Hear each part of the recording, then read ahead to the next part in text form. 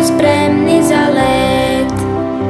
Danju ljenčare ništa ne rade, al kad mjesec obasja krov, polete u zrak, vinu se u mrak, kreću u svoj ponoćni lov.